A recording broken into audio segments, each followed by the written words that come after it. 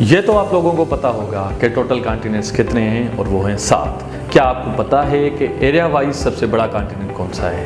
क्या आपको पता है कि एरिया वाइज सबसे छोटा कॉन्टिनेंट कौन सा है? क्या आपको पता है कि यूरोप कहाँ पे फॉल कर रहा होता है, किस नंबर पे फॉल कर रहा होता है? क्या आपको पता है कि पॉपुलेशन वाइज सबसे बड़ा कॉन्टिनेंट कौन सा है? क्या आपको पता है कि पॉपुलेशन वाइज सबसे छोटा कॉन्टिनेंट कौन सा है? क्या आपको पता है कि एशिया का सबसे लीस्ट पॉपुलेटेड कंट्री कौन सा है?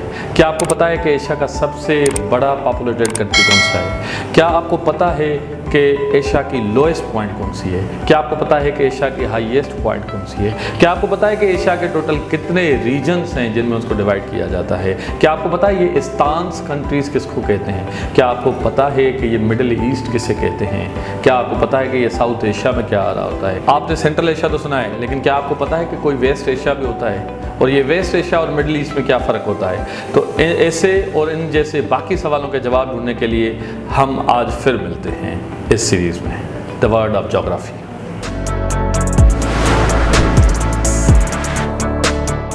Coming towards the map. अब देखें, जैसे कि मैंने आपको बताया था कि आप लोगों को पता है कि टोटल कॉन्टिनेंट्स कितने होते हैं, लेकिन मैं फिर भी उन लोगों के लिए रिपीट कर देता हूं जिन लोगों को पता नहीं है कि देयर आर टोटल 7 कॉन्टिनेंट्स।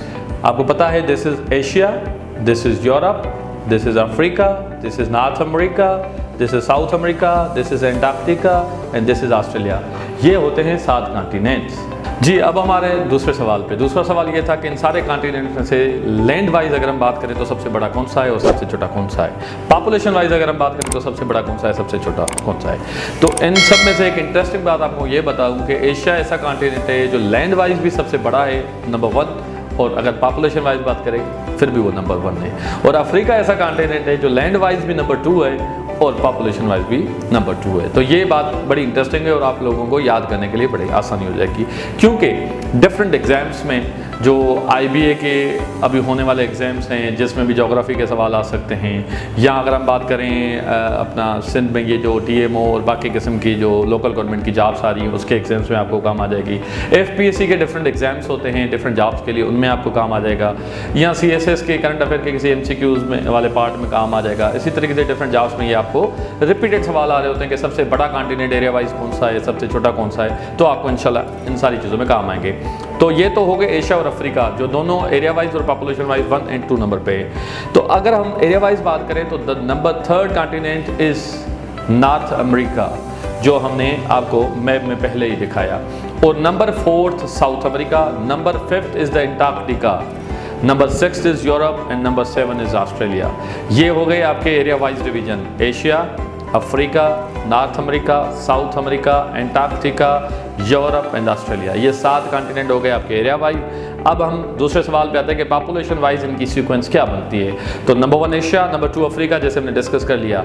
तो एक चीज़ आप इंटरेस्टिंगली नोट करें तो Europe was the 6th by area, but in population Europe is the 3rd one, क्योंकि आप लोगों को पता है कि Europe is the developed country, तो सारे लोग डेवलप्ड कंट्रीज़ की तरफ जा रहे होते हैं। इसी वजह से यूरोप जो है आपका डेवलप्ड कॉन्टिनेंट है, not the country as I mistakenly said, right? तो Europe is on the 3rd population wise, then 4th North America जो अगेन बड़ा डेवलप्ड है, फिर साउथ अमेरिका, फिर ऑस्ट्रेलिया जिसको ओशनिया भी कहा जाता है आजकल, ठीक है, और नंबर 7th इज एंटार्क्टिका। अब सवाल यहाँ से एक और सवाल डेवलप होता है कि वो कौन सा कॉन्टिनेंट है जिसमें कोई मुल्क ही नहीं है, जिसमें कोई कंट्री ही नहीं है, वो आपका आता है एंटार्क्टिका, जो एरिया वाइज तो 5th नंबर है जिसमें लैंड की अगर हम बात करें, लेकिन पॉपुलेशन वाइज वो लास्ट कॉन्टिनेंट है, 7th नंबर कॉन्टिनेंट है, because there is no country in Antarctica, क्योंकि आपको पता है ये सारा आता है साउदर्न पोल पे। साउदर्न पोल में आपको पता है बर्फ़ जमी हुई होती है, तो इसी वजह से वहाँ पे रहने के लिए कोई कंडीशंस अच्छी नहीं होती, लेकिन हाँ साइंटिफिक रिसर्च के लिए बाकी पर्पसेस के लिए जो है ना वो लोग यहाँ पे साइंटिस्ट और ये सारे जाते रहते हैं। तो ये कोई अराउंड 1000 के लोग होते हैं जो आते जाते रहते हैं या टूरिज़्म के लिए उन चीज़ के, बाकी कोई वहाँ पे सेपरेट कंट्री लाइफ नहीं करते।